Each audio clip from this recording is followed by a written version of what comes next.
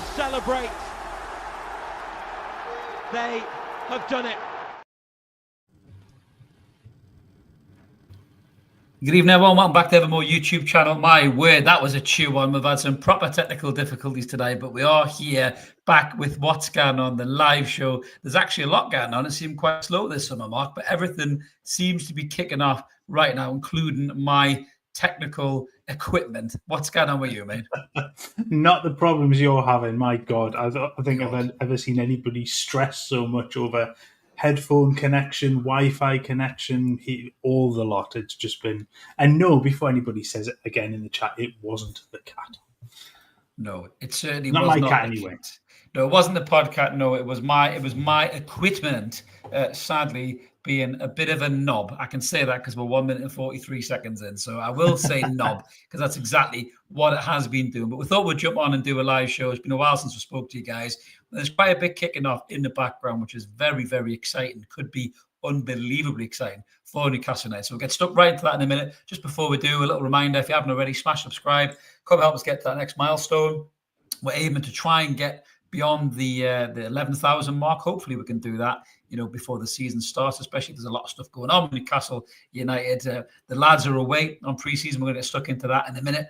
And then we've got our first proper pre-season match coming this weekend, which hopefully Mark and I will be there if I can get the tickets, which I'm still messing about with, to be fair. So hopefully we can get that all sorted. We are live tonight, as always. Jump in the comments. I think some of you have disappeared already, so apologies if my tardiness has sent you sleepies. Chip, as I'm looking at you, hopefully you're getting a good early night's kip, mate. But let's get stuck in the Mark. So, I mean, the first place to start really is obviously the lads are back. The lads are back in action.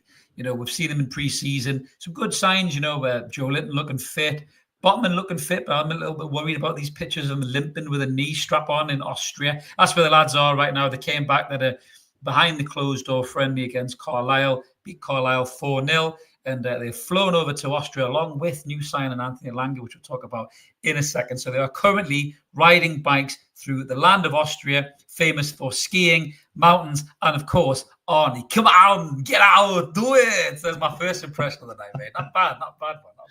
Better than I could do. I'd struggle to get to the chopper. That's about it. Get to the chopper, come on. Give these people air. I think that's a Puerto Rico one. That's a good one. I've got them all in the locker. Just mash up a few movies. I was watching the TV the other night. It was an Arnie marathon. And what was it? It was Total Recall followed by Commando. And I was like, mate, that's quality Arnie cheese right there. There's some seriously good one-liners, especially when he threw, spoiler alert, everybody, if you haven't seen Commando, which I'm sure you all have in the chat, when he throws a pipe into the guy and it then exudes steam and he says, let off some steam, Bernard. I mean, that's Oscar-winning acting right there, mate. But we digress.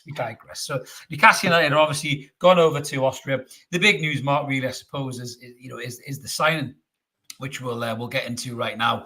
Anthony Elanga finally signed, and we'll talk about the video in a minute, which I've got plenty to say about. But the player himself, Mark, exciting. It's a right winger. It's a position that we've been needing to fill for, 3-4 windows now. What do you think Elanga is going to bring to Newcastle United? I mean, look, it's no secret. He's absolutely bags full of pace, isn't he? He has been a goal creation, a goal contribution machine. The last season, he's worked incredibly well in that Forest side. I mean, again, along with Chris Wood, ex of Newcastle, obviously. But I mean, look, the Premier League last season, what is it? 6 goals, 11 assists. The season before, it's 5 goals, 9 assists. He's 20, what is he, 22, 23 now? I can't remember how old he is exactly, but 23, yeah, look, he's 23. So he's got a huge amount of time ahead of him, a huge amount of potential. I mean, I know I'd seen arguments about, is he any better than Jacob Murphy? I just think longevity wise, instantly, you've got an awful lot more pace, I think, in there. He's got more time to go, but he will cause huge amounts of problems for defenders with that amount of pace, and that front line as well. The amount of pace and movement and the ability to link up. I mean, it is quite scary to think of. You've got also the fact that they're international. Him and Isaac are international teammates as well. So there's an understanding already there. So I think it is a great signing. And it's one of those that's Eddie Howe through and through. He's young. He's got bags of potential. He's already shown capability in the league, and you take that on into Europe as well this season. It's very exciting to see just how he does hit the ground running. Absolutely, man. I thought his interview was great. I'll talk about the positive side of it. Really, I thought he said some wonderful stuff. I said that in the video when he signed. Talking about how the shirt isn't just a shirt or a job. It's a privilege. It's a responsibility. For the brilliant fan base. He spoke so highly about the fan base as well, which was absolutely class. He just gets it. He obviously knows a lot about the club. He's pals with some of the players, which is really good. He had a national teammate for Alexander Isak, really good pals with Asula. I wasn't too keen on the agent Asula thing. My reasoning for it was that if that had happened to us in the other way, I think we'd have been pissed off as a fan base. If somebody had took one of our top players and our best mate was given an agent so-and-so. So I'm not a hypocrite in that regard. I'd have been annoyed by that. So I didn't want to, heap praise on it. But he obviously wants to play for the club. He's been a long-term target for Eddie Howe as well. It's very coincidental that we have no director of football, and all of the targets appear to be the old targets that have sat in Eddie Howe's now probably worn, list of players for the last 3 years. It probably looks like the map in the Goonies. He's got his Rolodex out now, hasn't he? He's gone back to the old days. Out comes the Rolodex, flipping through for phone numbers and stuff. He has. But yeah, I think it's very interesting to see how Elanga will fit in, and I think he'll fit in there really, really well, to be fair. So yeah, let's hope that he can do the business. He's over on the preseason tour as well. So fingers crossed, that we'll maybe see him get some game time. I think we'll probably play a couple of teams over there. I think in Austria we did that last time. Great surroundings, high altitude training and all that. Eddie will put them through their paces. I think we've seen some brilliant footage already. Dan Burn on a roller coaster, I think, is just epic, really, to be fair, if you've not seen that already. I'm surprised he didn't smack his head on the way down, to be honest with you. But yeah, I think the lads will have a nice bonding bit there as well. I think I can see a lot of the comments already about a certain young French striker, which we will get into in a second. That's exciting news tonight. But I think it's good for the lads to go over pre-season with at least one new player in. The talk about James Trafford, obviously we'll get into that in a minute. He wasn't on the Burnley tour. There's talk about the valuations getting close. We'll talk about this in a second with the transfers. But I do think, Elanga's the first one, and there's a couple of other players. But I've heard a couple of videos from the likes of Keith Downey. I think Craig Hope's talked about it as well. The Geordie Journos. So the guys who are kind of in the know with that kind of stuff, the proper in the know. It's not the ITKs that say they've just seen Mark Gahey getting a fucking corned beef pasty on Northumberland Street, not that kind of stuff. So flight chasers, or plane shaggers, as someone called them the other day, which I thought was hilarious. Yeah, I knew you'd like that. But I think these guys are in the know, and because we've only got basically a small team dealing with it, the manager's trying to deal with the preseason training. He's probably looking at the facilities. He's trying to organise the training sessions alongside Jason Tindall, who, by the way, was accosted by a bored Mackin with too much time on his hands. Rant video coming out about that hopefully tomorrow, Mark. Yes. Yes. I've had my say about that. Word of warning: get the kiddies out of the room on that one. There might be a few F's and Jeffs that you might not want them to repeat. But Tyndall's obviously organising all that, and Andy Howe is obviously working with Eddie to try and boost the recruitment. But I think they're only working on one deal at a time, so that's probably what's slowing everything down. And I suppose that's a bit frustrating, Mark, isn't it? In many ways, in terms of of what we're doing. I guess yes and no. I think if you've got that small team tackling it, you go one deal at a time, and look, if you get the players out of it, then it's not a problem. I think if you went too slow and you ended up not getting all the players that you want, then that's a problem, and that shows that there's a problem within the structure of the recruitment team. But if it works, then it works. So I wouldn't be too worried about the fact that they're dealing with it on a slower basis. the Elanga deal came round, I guess, relatively quickly. Once things started to move, it had been sort of batted around a little bit on socials from all sorts of weird and wonderful people, and then I think once it moved. That was it, done. I think the Trafford one. I think it is weird. I guess it's not surprising to see that he's not on the tour. They're not wanting to get injured. I guess if there's the prospect of him leaving. But then, yeah. So I'm not overly. I'd not be overly concerned by that process if it's working, and it's clearly got one of Eddie Howe's targets, and this is, I think, the other thing that's key. It's players that Eddie Howe wants, and not players that he's being forced to have.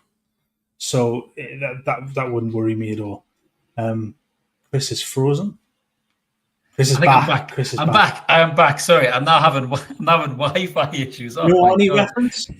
Honestly, we've done this for so long, and I don't think I've ever had as many technical difficulties as I'm having right now. This is a real test of the professionalism of our YouTube presenter skills tonight. So we are It's professionalism. Come on now. I don't know, mate. I think I'm doing all right. I'm certainly doing better than some of the waziks you see on national TV with news anchor jobs. It gets paid a lot more money than I do, mate. To be brutally honest with you, but yeah. So hopefully my Wi-Fi signal is all secure now, and I'm back in the room. I was on my little extension tower, which is all the way over there. I sound like I live in fucking Downton Abbey, all the way over there in the West Wing. That's right. YouTube is obviously doing very well, but. So yes, I'm back and locked in and ready to go. So we might as well move on to the transfers, Mark. Obviously, Elanga's come in, as we've talked about there. Who's next? You know, this news is kind of exploded today, which I'm really excited about. And, you know, I think all content creators did a video about this young lad a few years back where we've been after him for 3 seasons. It looked like he was going to come when he was at Rennes. Very exciting young player.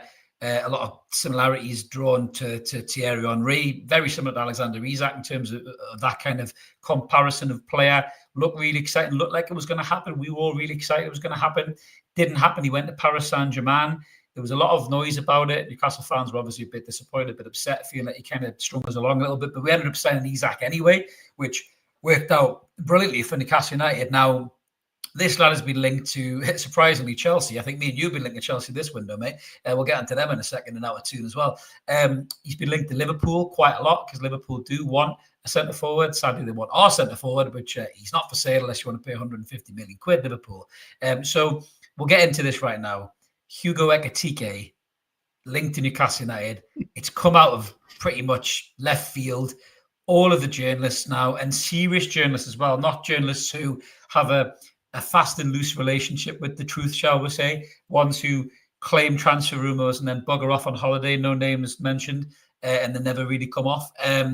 These are proper, reliable sources like David Ornstein coming out and saying that apparently Newcastle United have had a contingency going over to Germany to talk to Frankfurt, put a bid in for Hugo Ekitike, and apparently his agent is coming to Tyneside or on Tyneside to organise or to orchestrate this transfer, which I think is in excess of, 70 million quid. Firstly, whoa. And secondly, do you think this could happen?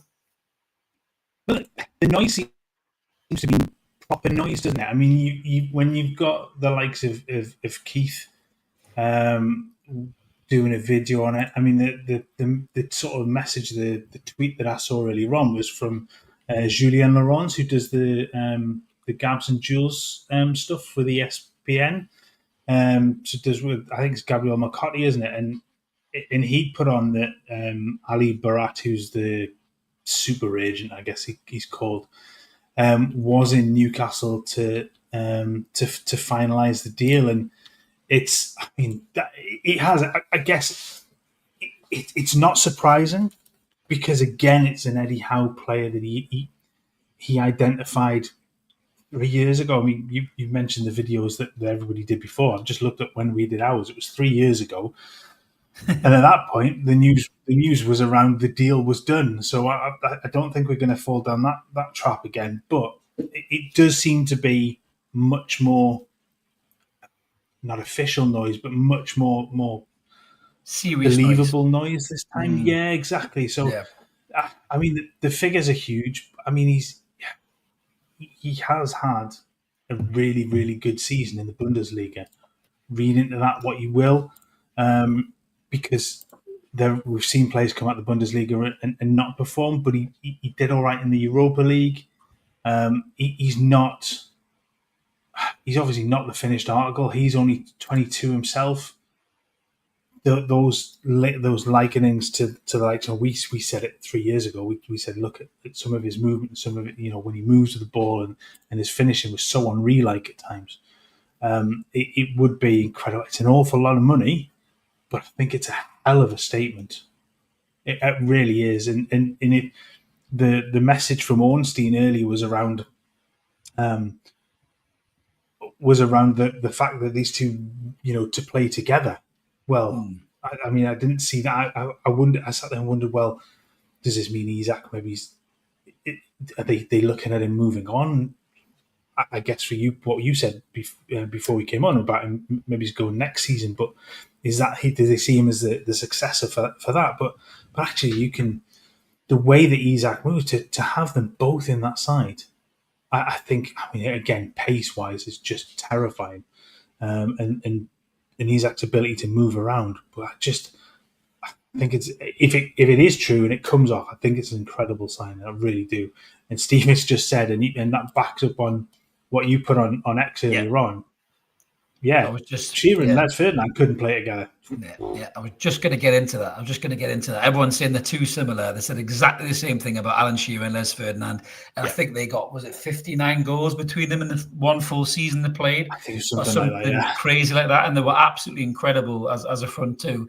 I mean, it's very interesting because the Liverpool fan base is a very odd fan base. Listen, I know they've been through some shit this summer as well with the terrible passing of Diogo Jota. So I'm not gonna go in too hard on them. But the Isak obsession is actually got weirder than the Arsenal Isak obsession, and the fact that they've all turned into like fucking Vera trying to put like pieces together of the fucking mystery, like, oh well if they're signing Ekitike, that means Isak's coming here, mate, and all. No, that's not the fucking case at all, because you still got to pay 150 million quid for Isak, and you've got these wet wipes in the nose on X coming out, the ones who haven't even got real faces, they're cartoon journalists talking absolute fucking nonsense. This is the same guy who wrote a cringeworthy open letter begging Newcastle to release Alexander Isak from his black and white prison. He really wants the move. No, you want the move, dickhead. You want the move, not Alexander Isak. Alexander Isak is over in Austria enjoying his preseason training with his teammates. Now,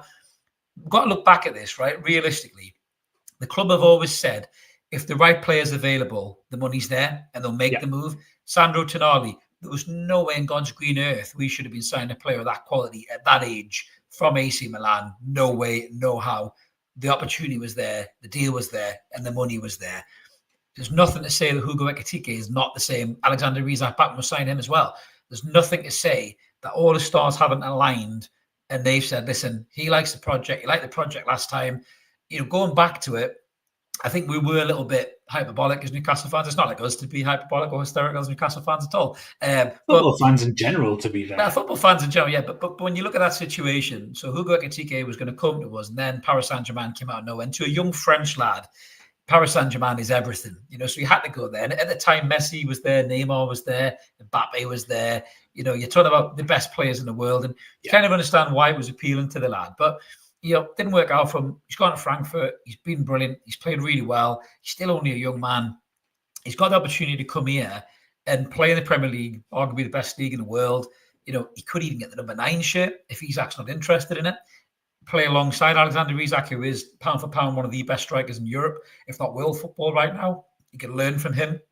And when we had Wilson and Isak, when Wilson was, 5 or 6 injuries, beforehand, where he had the pace and the movement and the strength, we had 2 unbelievable centre forwards there. So what's to say that the opportunity isn't here to get another one, and they can have these 2 unbelievable centre forwards? They can play one or the other, or they could play both. Isak could go to the left, and Ekitike could go through the middle. Ekitike could drop in behind Isak, maybe playing that kind of, withdrawn striker role, because he's got the ability, he's got quick feet, he's got skill. And this is really exciting for me, Mark, because not only is Ekitike looking like it's running at a rapid pace, the Scalvini talk is still there in the back as well. And if you're going to get Ekitike and Scalvini and throw James Trafford in the mix as well, that is some serious young talent that you'll bring to this football club this winter. And all of a sudden, those dark and gloomy clouds that have been over us all summer, where I've spat me dummy and said we're not doing any more rumour hazard videos because I'm pissed off because I keep signing for Chelsea. All of a sudden, wow, like that is a total gear shift, isn't it, for the football club? Yeah, it really. I think it was probably all. It was. I mean, it's always likely, isn't it? I think with the fact that they hadn't had, but I think when you've sat and gone through the 3 windows before, and nothing's happened, and the squad hasn't really evolved, and there's still those players that are clinging on from a bygone era, and you see the progress that's being made on the pitch. I think the excitement then comes into now is going, well, actually, that's incredible part of the spine of the team. And then throw in the links to Conor Gallagher as well, because that one's been knocking around. I don't know whether there's much truth in it, but to increase the power of the squad, certainly those 4, if you're looking at Ekitike, Elanga, Trafford and Scalvini, I think that's an incredible, brilliant quad of signings, isn't it? I think it's just it is a statement, and it's a massive statement to go that look, that Newcastle are back in the Champions League and they're back to stay in the Champions League. You only have to kind of look and see what's gone on elsewhere to go that it's going to get more difficult now. You know, Arsenal are building. City look like they'll probably be back to somewhere near the best with the signs they've made. Liverpool have obviously improved again. Chelsea have improved their squad with another 7,000 players. You've got Spurs that are making moves to improve their squad along with a new manager. So Newcastle have to improve. They have to bring in much more quality into that squad to be able to change things, to be able to compete and to stay in that top 4 or top 5. Because I would guess we'll probably look at another top 5 for the Champions League again this season.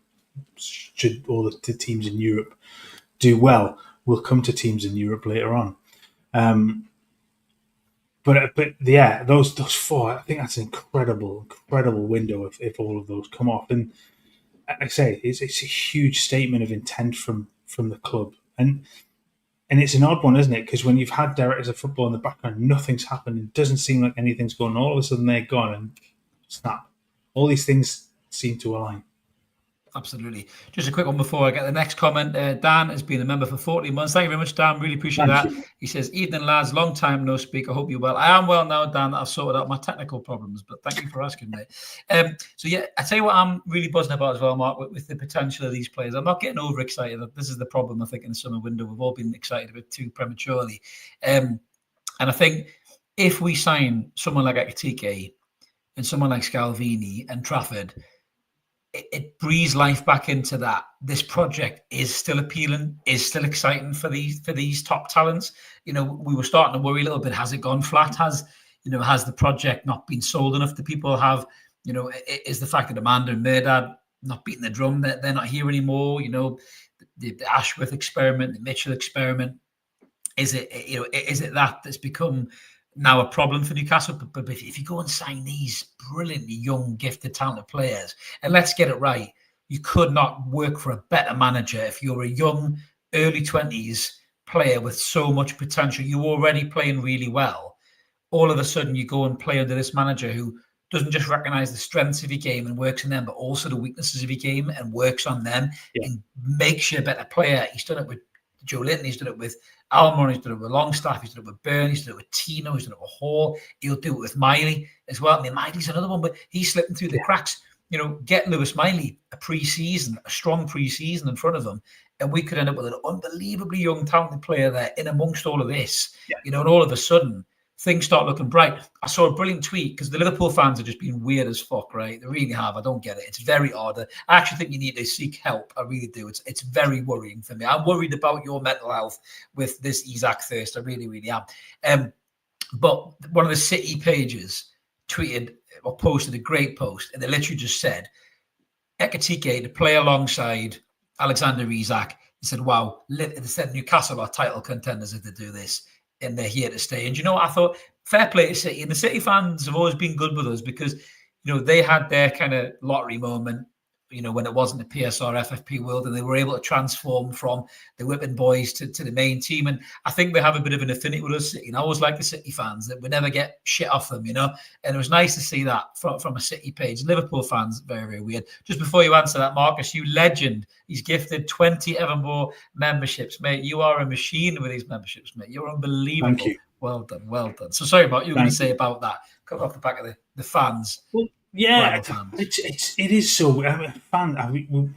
We've been through the whole Arsenal thirst of Isak, and it seems it's obviously moved on to Liverpool fans, but it's back to this entitlement thing, isn't it? From them, well, we are who we are, so you must come and play for us. You can't possibly want to stay where you are because we are Liverpool, we are Arsenal, we are what? And the Man U fans are still out of it. I mean, funnily enough, to be fair, I know you don't like him, but I was listening to Goldstein on the way home, and Man U fans going, well, we are this still this huge pull, and they're going, really not. Do I not like Goldstein? I don't think I mind Goldstein. I know I hate quite a lot of them, but I don't mind. I thought you said before that you didn't like Goldstein. Oh well, I'm sorry, I've done you a disservice there. I thought you're just used to me hating the whole Talk Sport roster, really. But you're not far wrong. You're not far wrong. But I don't mind Goldstein, to be fair. But I mean, he had the right thing. It was like they're not a huge pull anymore, but there's still that entitlement there, and you see it more. And I think because Liverpool have now won their second Premier League title in the last few years, there's all of a sudden more of an entitlement with that to go. Oh well, because they've now signed Virg, because they've signed X, Y, and Z. Well, we can now dictate who we go and sign. We know it doesn't work like that.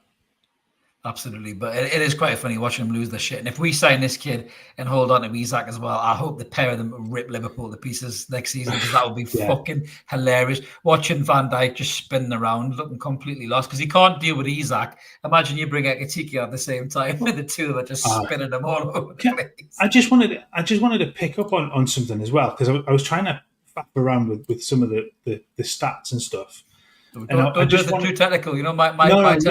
My technical skills tonight aren't great, mate. My computer might explode here if you try and do that. I didn't want to go anything too bad, but that's the comparison between very similar. Ekitike is in blue, and Isak is in red. I mean, you're right; they are very similar. I mean, there are some places in there that Ekitike is far ahead of Alexander, and I think goes to show that the two of them could conceivably play together. I think so. Because I think the amount of assists and the amount of work between the front line could work. I love that comment from Ty, by the way. It looks like Homer Simpson's brain. He's bringing out the toys, mate. It's been a while since he's been on. He's getting the toys out. He didn't perceive me having a complete technical meltdown, a kind of a Y2K moment for me before I came out on the show tonight. So he didn't. Wow. Yeah, didn't expect me to go through all that. Y2K, for those of you who don't know, was 25 and a half years ago. It really was. We were working in pubs and nightclubs back then, mate, if you believe it. My word. Whitley Bay back in the glory day. But yeah, it's really exciting now. I think the gear shift has completely changed, and signing a player like Ekitike will get all the fans bouncing and jumping. There is no doubt about it. But moving on to the next section, I really hope if or when we sign Ekitike, the club do a better job with the media stakes than what they've done over the last few weeks. Now, I'm going to have a bit of a rant here, right? So I don't know what's happened with Newcastle United. I did reach out to a mate of mine who knows a little bit about what's going on behind the scenes. And I said, have I hired somebody new to do the media? And he just said, I don't know. I won't say who he is. But I don't understand what the hell's going on because they had this disastrous kit launch. Now, I see both sides, as I said in my video when I did it, people kicking off and going, what the fuck are you worrying about this flag for? Who the hell is looking at that? Who knows what that is? Right? But it just shows a lack of research, a lack of knowledge, a lack of understanding in the whole thing. I didn't like a lot of the video anyway. I didn't like some of the shit, with the adopted Geordies and things like that. And, I thought one particular celebrity fan was hogging way too much of the camera time. I would rather have seen some of the legends, Jonas Gutierrez, Tino Asprilla.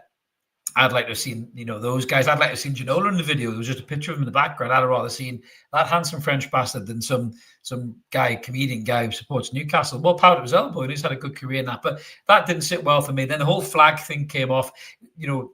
Again, the kid is he from Japan? The kid who said he supported Newcastle because of the Alan Pardew headbutt, a moment we're all really proud of. So again, that was what a moment. What a moment. I mean, again, the club glorifying that is a bit weird as well. Because when the kid said it, I thought, it's funny, but it's a bit stupid, isn't it, really? So I thought the whole thing was just a bit shit. So that was that. They had to pull that video, that apologise. Given the fact as well they were going for a fucking pre-season tour in South Korea, it probably wasn't the best idea to throw that thing out in the first place. So that just looked like poor research, like a bunch of, kids who are straight out of university who don't have a fucking clue what they're doing. They're just looking at trends on Twitter and go, that's funny, let's use that. So then we get to the Anthony Elanga situation. And there's some comments in there already. So the video that they did, so we waited for an age for Anthony Elanga to be announced as a player. And it was weird. They kind of did it back to front. So they did this video with this young kid. And this, if you don't know the history, this young kid, Sky School, basically. He went the Arsenal semi-final with his dad. And I think that's class. What a memory that is for the young lad. Down the Emirates, we beat them 2-0. We wiped the arse with them. We were great. Game plan, all that.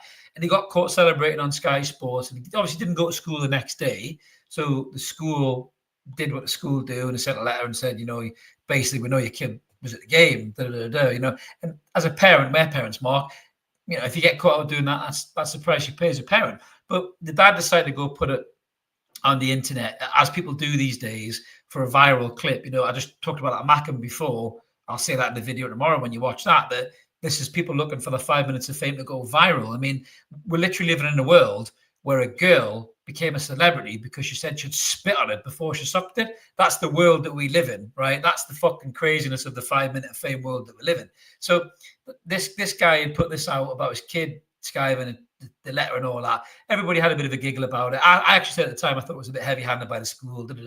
But for the club to fucking play on that, it's just a bit weird for me. And to have the kid giving Anthony Elanga advice as a sign-in about how to be a legend, it just didn't really sit well for me. And George has just sent a comment there. He thought it was fucking weird. I thought it was fucking weird.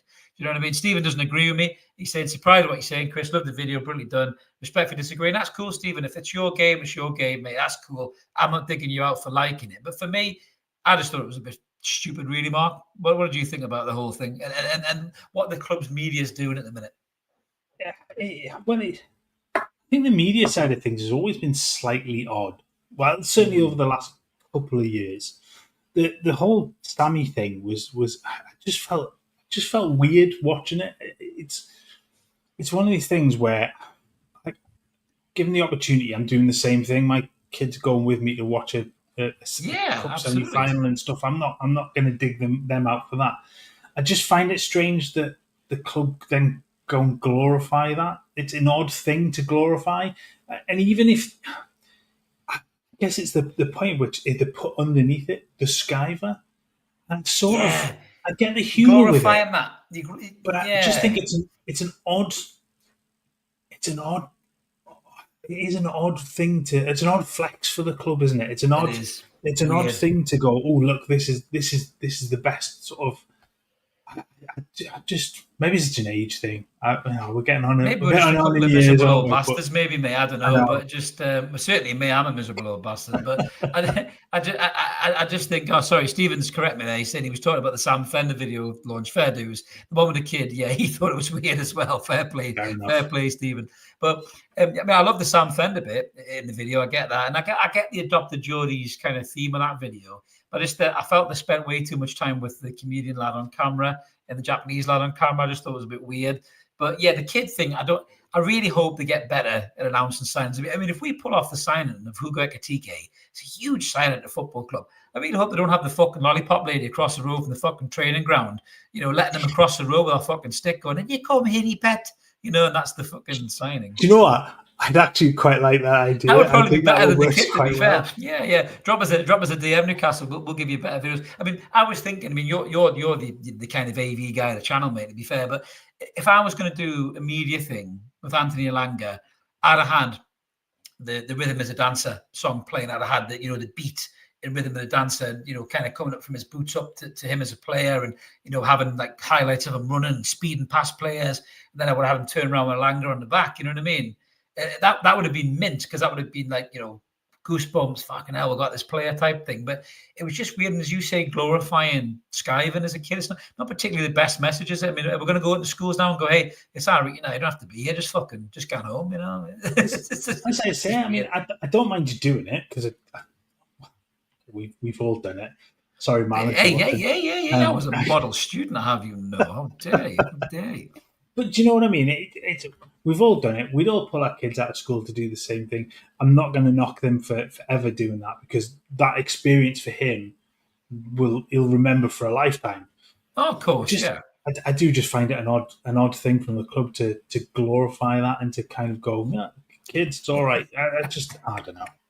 I like Daniel's idea. Could have just been Elanga sprinting from Nottingham up here. That would have been mint, just like the Roadrunner almost. That would have been, or the Flash. That would have get him on the M1, running up, virtually running up the M1 to the A1 to Newcastle.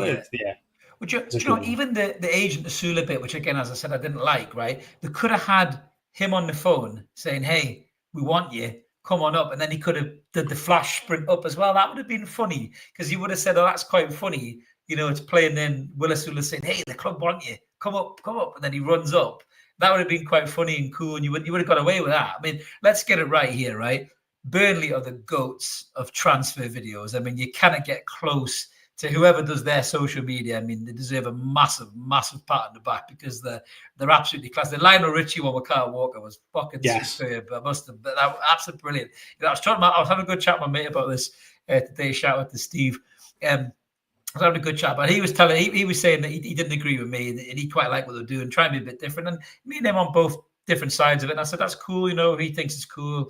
I don't really like it, kind of thing, And he said, obviously, about Burnley. He said, oh, well, do you not think Burnley are doing something similar? I said, but the difference is with Burnley, I said, it's like popular culture things they're doing. They're not glorifying skiving off school or intimating that one of your players has kind of coaxed their mate to come and sign for you.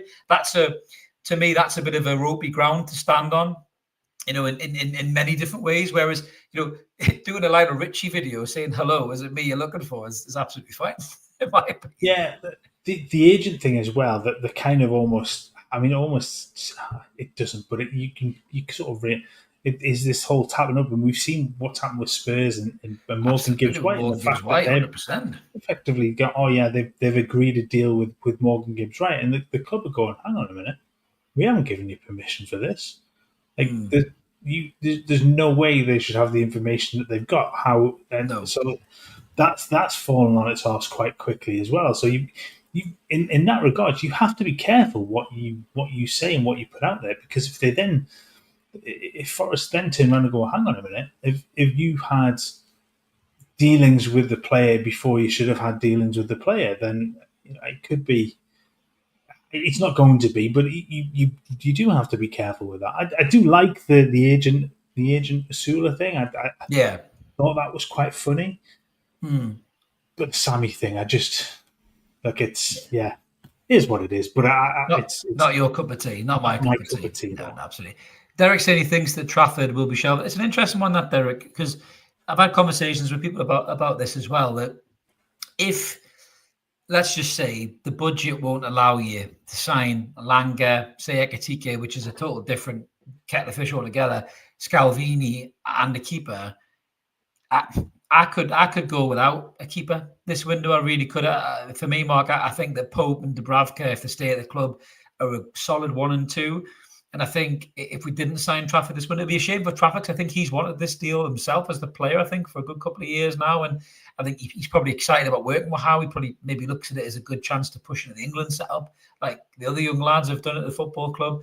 But if Burnley and Newcastle can't agree a fee, and we need the money for say, a right centre-back, mate, I think that's a bigger priority to keep a person. Yeah, when you've got, I mean, how many is it? 6 still at the club? 6 keepers. do you count Ruddy's a keeper? He's just more of a dressing gown model, isn't he? To be fair, these days, is Well, Ruddy? no, I mean the new deal. It's one of those. If some of the others are gonna move, I get. But look, I think if you're gonna get Trafford, it has to be for the right price and not getting overpriced for him. Um, But if it's not the right deal at the right time, then you move on and you put that money towards Scalvini and Ekatike, etc. It's I think those two are probably much more urgent needs within the squad. Yeah, I think Nick Pope will give you at least one more good year. He I think may so. not be. He's not perfect. We know this. That there are issues with his game, but as a goalkeeper, he's going to save you more goals than he gives away. Yes, his passing isn't great. Yes, that side of the game is what you want to develop. And if you're bringing in a young centre back as well, you're not going to want to throw him in with a goalkeeper that's not particularly comfortable at feet if you're trying to build in that particular way. True. But I'd far rather have Scalvini as a player if I have the opportunity to bring him in than not. I think if for my priorities, it was always going to be when you're looking at Newcastle as a squad. If it's me doing it, I want a right winger, I want a right centre back, I want a centre forward. Those are the Absolutely. priorities. If you can bring in a goalkeeper on the back of that, great. But Great. for me, that wouldn't have been. It's a priority in terms of my head because that's what I'd want as to develop that area. But the other three are much more important for me. Absolutely. I couldn't agree more, mate. Couldn't agree more. Right.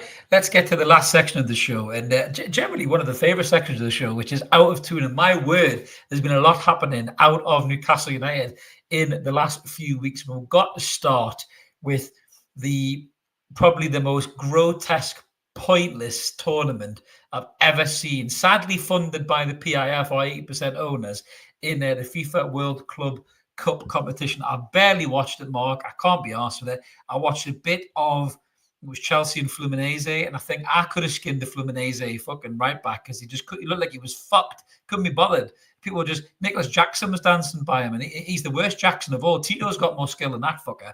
You know, he's awful. He's Every time I'm taking a certain coffee. But Chelsea won the whole thing. They beat Paris Saint-Germain in the final. Paris Saint-Germain didn't turn up at all, really. They've banked 125 million, I think, for winning this thing, and they've managed to sign a target that we allegedly wanted in João Pedro, and this tournament has paid for it. Thanks, Piff. Appreciate that. Again, I've had a conversation with my pal about this, where Piff as an entity will invest in whatever they want to invest in, and I don't think they consider the consequences to Newcastle. That's a different podcast episode for a whole different day. But the craziest bit about this game was the end. And I hope you have some images here, Mark, to illustrate this. You look at me like a rabbit in the headlights if you haven't. But if you didn't see it already, you probably have, because it's all over the world of social media. So the demented Satsuma that is Donald Trump was handing out the trophy, which was this horrible, big, grotesque gold thing. Looked like something out of fucking Harry Potter, like Quidditch, catching the snitch. This was being presented to Chelsea Football Club. Now, Cole Palmer, I think, got player of the match or player of the tournament, something or other. So he was chatting to Donald Trump, and obviously Trump was probably saying, I think you're really great, really great, really great. Cole Palmer chatting to him. Cole Palmer, like Steve Bruce. I know. I'll work on that. Trump's a work in progress. He's probably looking at him. I did love some of the teachers. Somebody said there's a real good chance that Cole Palmer recognizes this bloke more for being in Home Alone 2 than he does being the president, which I think is probably right, even though Palmer's not as dumb as he plays. So Palmer's talking to him, and then they get the trophy presented to them by Trump. And the FIFA president, remind me his name again, Mark. He's a fucking Infantino. Gianni Infantino. Yeah. Infantino, who heralded the golden age of club football. Excuse me for that. Yeah. I will vomit. I have things to say. Yeah, well, we'll get into that in a second. So Trump hands the trophy over, and if you got the picture there, Mark, I hope you got the picture. So he hands the trophy over, and he's supposed to leave. And if you haven't seen the clip already, it's absolute gold. It's like something out of The Office, isn't it? Reece James is looking at him as Trump's just clapping like a fucking seal, and he says, "Are you going to leave? Are you going to leave?" And Donald Trump, I think, shakes his head and says, "No, I'm going to celebrate with you." And Cole Palmer's behind him going, "What's he doing? What is he doing?" Which is the question I think everyone's asked about Donald Trump ever since he got into politics. What is he doing? And then he just ends up celebrating with the club, which is the weirdest thing I've ever seen. And then you know the FIFA president comes and I think tries to usher him off the stage. And he still stays on the stage. And mate, honestly, where do you begin with this thing? What an absolute weird competition this whole thing was. I'll be honest. Along with that, I watched about 15 minutes the whole thing, and it was just kind That's of. That's not like you. You watch all football, mate. You watch. I watch everything. I had no interest in it. The only game I switched on was the Bayern West Auckland game. I just wanted to see how they got on being the only. Would it beat them 10-0 or something like that? Was it? Was that? I mean, it was they took a hammering, but I mean, look, they had their opportunities. They got from what I saw of it, but it's just been of no interest to me whatsoever. And in this whole thing, when you've got players' unions screaming about too many games to throw in another massive club tournament, and I know we've always had the World Club Cup, but it's always been limited to just a couple of games. Yeah, I want to come to that because I've got my thoughts on the whole thing. But the Trump thing was hilarious. I just think, looking at the clips of it, you just think, and he so badly wants himself to be front and center of everything, doesn't he? Oh, mate, and making it about himself. But the whole final, the halftime show thing is just, it's another. I mean, it was, what was it, 4, 5, 6 different acts that were in it? Chris Martin, Doja Cat. I'm struggling with the others. This whole Americanized part of the final. Yes, I know it's in American. It's kind of what the American audience expect. But are we going to expect this now going forward? Is this a new thing that now FIFA want to bring into it all? So every major cup final suddenly going to have a concert at halftime? It'll then, yeah. I hate it. And if this is Infantino's golden age of football, I don't want any part of it. Football is football. You go to the ground, you watch the football, and I genuinely hope if this attempts to happen, because somebody suggested this is something the Premier League will catch onto and go, can we bring in more money by doing this sort of thing? If it does happen, I hope every fan within the ground walks out of the stadium, or at least onto the concourses to get away from it, because I cannot stand the thought of them cheapening the game to a point where we have to have shit like that in every major tournament. Just let the football speak for itself. It's managed to do it for 140 odd years. Let it speak for itself. It doesn't need fixing. No, absolutely not. One of the worst things you nearly forgot to mention was Michael Buffer announcing them onto the pitch with the "Let's get ready to rumble." You're like, no, mate, fuck right off. You know, the only time I want to hear that on a football pitch is if Ant Decker reforming a Dance the Bastard in the middle of St James's Park. I don't want to hear that shit when it comes to football. No way at all. That was horrific. Absolutely horrific. And there was other stuff as well before, even into the lead up the game they had, was it Cole Palmer and Dembele posing. I mean, first of all, when I saw that, I said, fuck me, that's really dangerous. That's like 400 million quid's worth of talent. You're going to drop off the edge of the building there. Then you happily showed me the hydraulic press bench that's on the full.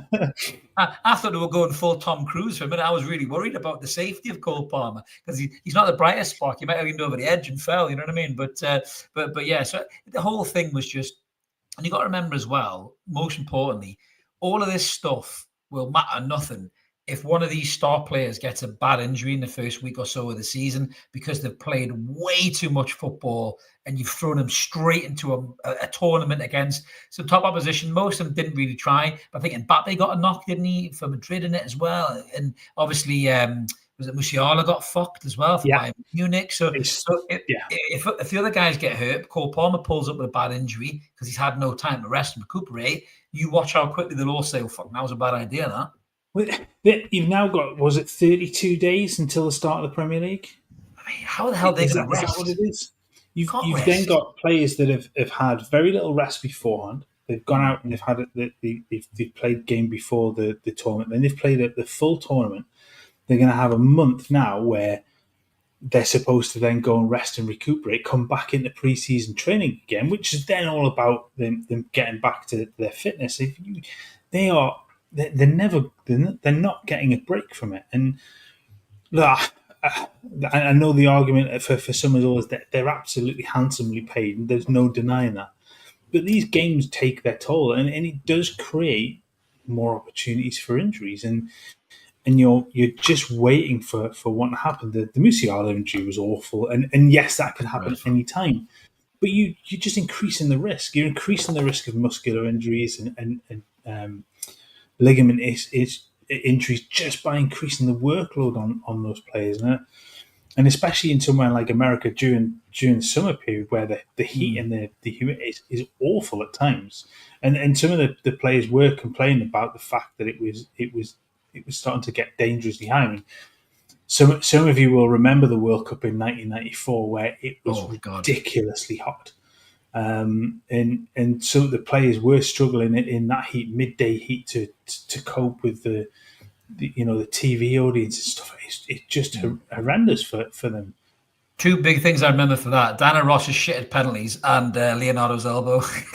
The elbow on Tab Ramos, wasn't it? That penalty was dog shit by Dana Ross. What was she doing? I think did she miss the bar or something like that? I can't remember what it was. It was horrific. It went so far left, and the goal then and then they just snapped the goal. She was supposed to hit the goal. Exactly. Oh mate, it was awful. Yeah, not as bad as Roberto Baggio's penalty in the final, but very true. Certainly wasn't a chain reaction, mate. Chalky's saying there, you can see Jimmy Nail saying crocodile shoes at half time. Now that'd be info. BT saying, so Chris, what would you say if Newcastle entered the Club World Cup? I'd say fuck right off, BT. I think it's a joke. I'd be more worried about the players getting injured than getting whatever money in the coffers. That's up to the commercial element of the club to pull a finger out their arse and actually get more sponsorship deals, which they're not fucking doing at all. So that's what I would say about that one. Just to point out that fuck right off wasn't aimed at you, BT. It was aimed that was aimed at the actual competition on FIFA. Of course, BT. You've watched me long enough to know that, mate.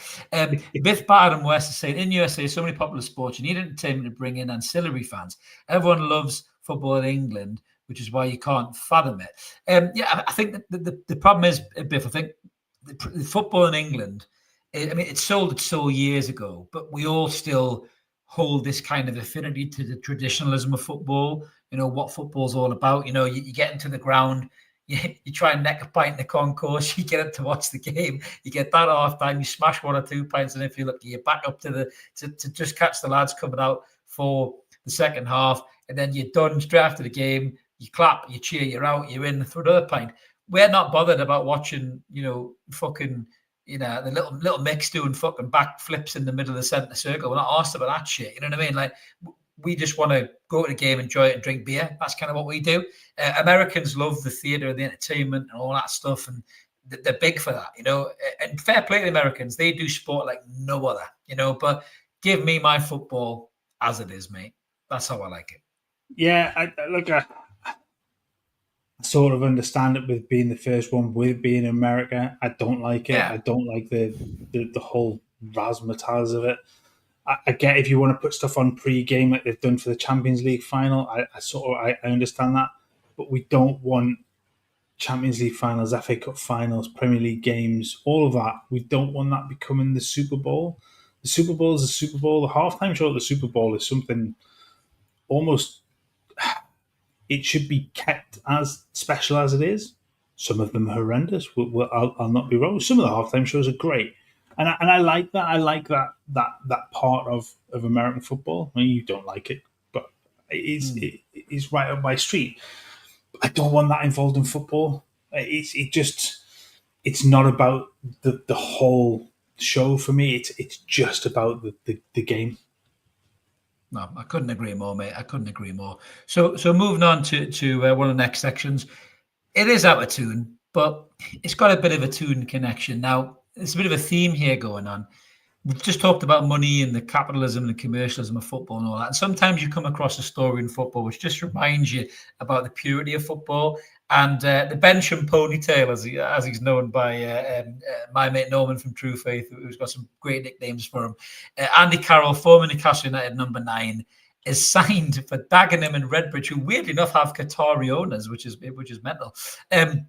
So he signed for Dagenham and Redbridge. He had other bigger teams that he said he could have signed for. He was really interested in the project. This works for him. There is a bit of touch of Christ about Andy Carroll these days, mate, isn't there? I don't know whether he's going to score a diving header or fucking turn water into wine these days. But he had a great spell over in Bordeaux. Prefer the wine, I think.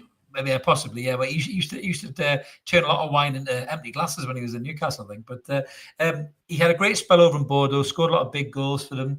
And I just love listening to him talk about how much he just wants to play football because he loves football. And it was quite refreshing, Mark, wasn't it, really, to hear Andy talking like that. He's had an injury battered career. He really, really has. I mean, I don't think he ever fulfilled the heights that we first thought he was going to because of all the injuries. But I mean, fuck me, I feel sorry for Gary the Sparky who's got to play against that bastard at the weekend and go to work on Monday and try and wire in somebody's house. I mean, you're right, Gary, you're walking a bit funny there. I'm smart Andy Carroll on Saturday, mate.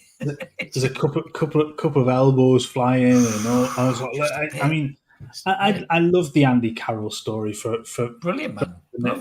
From going and playing for Bordeaux for getting next to nothing. And I know he's been paid well before, but he's gone and almost done it for the love of the game. And I do like this story, and it's just when you hear somebody talk about just their pure love of just playing football, it reminds you what the game is. We talked about this just before. It's just football is football. It shouldn't be anything really beyond that. It's all about the game. It's all about the game that we loved to play as kids. We love to play beyond that. We love to watch. We love to get involved in. And for somebody to still have that level of passion for it, despite what he's gone through in terms of his injuries and all the issues that he kind of is gone on, I love it. I really do. I do hope he does really, really well for them. There is part of me now is I will be watching out for those results. Oh, absolutely. FA Cup tie. Somebody gets them in the FA Cup or something like that, mate. That'll be a proper Cinderella story on Sky. But he's not the only one who's kind of gone back to, I suppose, kind of to his roots as well. Former Real Madrid, Paris Saint-Germain, Manchester United player Angel Di Maria has also gone back and signed to the club that he started at as well, Mark, which is absolutely class. To be fair, he's gone back to his boyhood club. Is it Rosario Central? And that's class to see, though, isn't it? I mean, Santi Cazorla did the same thing, and he had a terrible injury-stricken career, at Arsenal, and he signed a new extension. I think he's over 40 now, isn't he? Everyone said he had no knees. There you go. He signed a one-year extension, and he's been class for them as well. And it's nice to see this kind of affinity from these players to remember where they started from and go back and do that. There was some clips of Joe Linton went back to Brazil, I think, in the summer, and he was like training with his boyhood club, and Bruno's talked a lot about it. And I think certainly the South American players, I think that there is just something about their affinity to where they started, to who gave them the chance. I don't think they ever forget that, no matter how much money and success they all have. I think they do believe that they owe these clubs something, and it's brilliant to see them go back, isn't it, to play for those clubs and be that big draw for that football club. Yeah, definitely. I mean, it's funny because we do. If anybody does this, it's play football games online where you get football tenable and stuff like that. There's one within that website that does career path challenge. And it's really interesting to see. And it's usually the South Americans in there where they'll start Rosario Central or Boca or somebody like that, go right the way through their career, 6, 7, 8, 9, 10 clubs sometimes, and then always end up back at their original club. I just think it's a nice way to kind of end it. But that does very much seem to be a South American trait. The Santi Cazorla one is just, I think, is brilliant, going back to Oviedo, getting them promoted, and then being able to live out then that dream with them to play in in La Liga as well. It's just, it again just reminds us of football being football. Like, it's not overly commercial, not overly about the the money in the game or anything. It's just footballers loving their club, loving the football that they play. I love that sort of stuff. Absolutely. Well, I'll tell you who's not loving it at the minute. It's Crystal Palace, because Crystal Palace have had a rough old week, to be fair. If you haven't seen the news already, Crystal Palace have now been booted out of the Europa League, all because the one of the then kind of percentage owners didn't sign a document. And because he didn't sign a document, they've been booted out of the competition. It was all to do with Lyon not getting relegated as well. Now, I do feel sorry for Crystal Palace before I go on this little tirade here. I do feel sorry for Crystal Palace as a football club and their fans and everything else. So you just pull that image back up there, Mark, because I need this guy's face to back up what I'm saying, right? I hate this plastic face, big nose, arrogant tosser that is Steve Parish.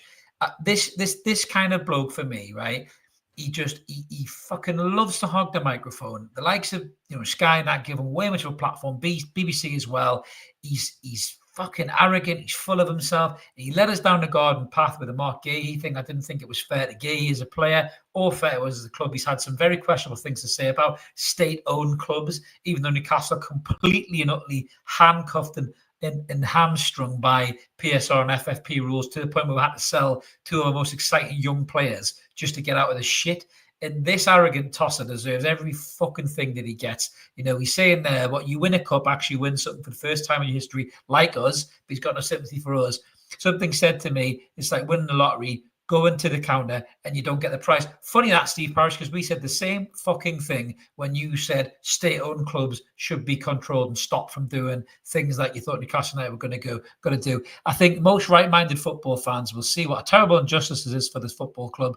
One that I ideally hope someone can remedy, because I don't believe that nobody in football wants to see this. Well, I don't want to see it for Crystal Palace and their fans, right? But I don't give a fuck about you, Parish, because you are a bellend, sir. That's what I've got to say about that. Yeah, on the one hand, I'm with you. I don't like Steve Parish. I think, aside from the Newcastle stuff, I think he's a bit of a knob anyway. But he is a knob. He's a total that's knob. a different story. But the Palace fans, I really feel for, because it's not their fault. Yeah, it's not their fault. They've been, and I think one of the things Parish actually said was this is a point in which it's not their fault. As a club, it's not their fault. That's the owner's fault. It's John Textor who's the part owner. So as an overall club, it's not their fault. But I really do have sympathy for them, because I think it is shit to be the cup winners for the first time in your history, to have got that place in Europe on merit. It hasn't been dropped to you because somebody else has won something else and it's dropped further down. You've won that place on merit and you're not able to take that up. And that is harsh. That is harsh, I must admit. I'd be fuming. I do feel for Palace fans in that regard. But as George says there, the Eagle fans are pretty good fans in all fairness. But Parish, I can't fucking stand. Put another spokesman in front of the camera, Palace. Get that knob off the thing. He's an absolute fucking tit. I'm just laughing at him. As BT saying Isaac hasn't travelled to Austria. Well, I just saw him on the clips, BT, so I don't think you got that one right, mate. Someone's leading you down the garden path there. Maybe it's Parish. Then we highly doubt we'll see him in action against Celtic on Saturday, unless he's making his own way there. Yeah, go and watch the Instagram on the club official page, BT. He's on there, mate. He's on there. He's on the page training. So, whoever's told you that is telling you a lie, mate. So, just finishing off on a couple of Out of Toons. Something that will wind up our favourite Manchester United content creator, United. Onana's injured. He's injured. So Onana apparently is reported back to Manchester United injured, and he was sighted playing on a pretty bumpy dirt track. It actually reminded me of remember the old pictures that R9 used to play on when he was Inter. He was still mint. He was like doing step overs and like megging people and all that. He was playing on this like dirt pitch in Cameroon, and I mean the ball was bubbling everywhere. There was big holes in the floor. He actually got tackled quite hard by somebody and hit the deck, and now he's reported back to the club injured. Now, was that the reason he got injured, Mark, or was it just unfortunate? Or how do you feel about players doing stuff like that? I mean, Sean Longstaff's been bowling, hasn't he? Cricket. I mean, he may be Leeds player soon enough, so it might not be our concern, to be fair. But how do you feel about players doing things like that in pre-season? I mean, for sure, it's one of those where he's done it all the time, hasn't he? He goes back and plays whenever he can. That boy can bowl as well. Yeah, Um, he fucking can as well. To be fair, mate, to great be bowler. to be honest, but you've got to be sensible as a player. You've got to you you really have to recognize what position you're putting yourself in. Why are you putting yourself in a position to play on a pitch like that? I when I was in middle school, we Silly. went on tour to Barcelona, and we played on gravel pitches that were better than what he was playing on. We were Yeah, kids, and they yeah. tore us up. Like, what are you doing? Putting yourself in a position where you're playing on a pitch where you get stuck. Wait, but you get stuck in the mud. Your foot gets stuck, and that's ligament injuries. That's a broken leg. That's It's you very just dangerous. don't put yourself into that position, do you? It is daft. And even if the injury has then come off afterwards, you just don't put yourself in the position to end up in that. You really don't. Yeah, it's a dangerous, very dangerous thing to do, and I don't think I'd be too happy if our players were doing that kind of stuff. But we're just going to end on a really good thing, actually, a positive note about a very tragic situation. So Liverpool were back in pre-season action. I think it was against Preston North End. I think it was, wasn't it, at Anfield?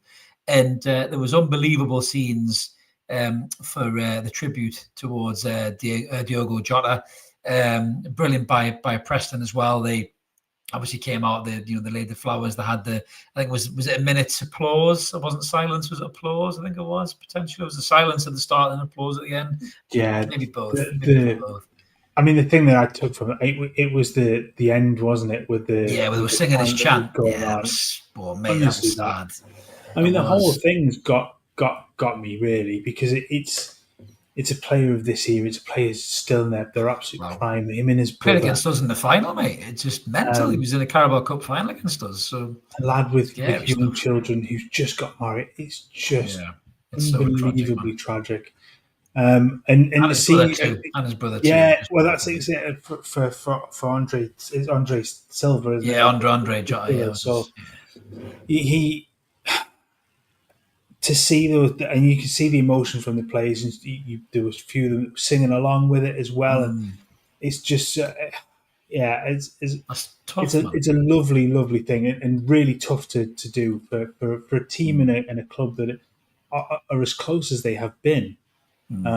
It's just it's so unbelievably tragic. It's And you can tell that there's going to be a lot of emotion towards, I think, him this season, this coming season, and there's already a nice mural up in the city as well, which is beautiful mural of him as well in the city. That I think they're going to retire as number 20 as well. yeah, So there's going to be a lot of that. And do you know what? Football fans, as they are, when something like this happens, football fans show you the good side of them. And I think a lot of the fans, even the away fans, when that chant breaks out by the Liverpool fans, I think a lot of fans will join in. Opposition fans will probably join in as well and sing that song, because these kind of tragedies has a way of pulling football fans together, because you're talking about a human being there who's lost his life at such a young age. And I think, there'll be a lot of that. I think there'll be a lot of other fans singing the Jota chant. And I think Liverpool, I know we're giving a little bit of stick at the start of this about the Isaac thing, but Liverpool fans, I think, will appreciate that as well. And I think there'll be a lot of kind of mutual respect towards the player, mate. I much prefer that idea to the idea of singing "You'll Never Walk Alone" as a collective. Yeah. I can understand the sentiment behind it and wanting to I do get it, it. Yeah, because of what it but means, the message and all but that. Yeah. but I think to sing a club song is different to celebrating the player and the man and the family. And I think as fans, if you are going to join in that singing the Diogo Jota chant, I think it would just be really a lovely sort of tribute from everybody. If that's what they want to do, look, you don't have to. You do what you want to do in that regard. Yeah, no Obviously, one's. don't ruin that moment. But I just, yeah, I think there's going to be an awful lot of emotion that pours out from that this season, and understandably so. It's going to be very raw for a very long time for a lot of people, and it's just it's just awful, isn't it? I mean, it's for, like I say, for somebody so young, it's just beyond tragic. It is, mate. It is really, really sad. But that's us done for tonight, guys. Sorry, ended a bit of a somber note. Thank you so much, everybody, for watching. Really appreciate it. Thank you for the patience with the technical gremlins at the start and kind of in the middle as well. We're here. We got it in the end. Thank you very much, everybody, for staying with us on the stream. If you haven't already, smash subscribe. Like the channel, like the video, helps them with the old algorithms and everything else. The rant video will be up tomorrow about Jason Tyndall and the rogue Mackham who pestered him on his lovely night out. And we will hopefully be back with an announcement video, potentially, about Hugo Ekitike in the next few days. So keep it ever more, guys. Mark is sneezing. He's allergic to success. That's what it is. He's sneezing on the chat there. So thank you very much, everyone. Have a better morning, afternoon, evening, wherever you are. And we'll see you next time. Nice, guys. Take care.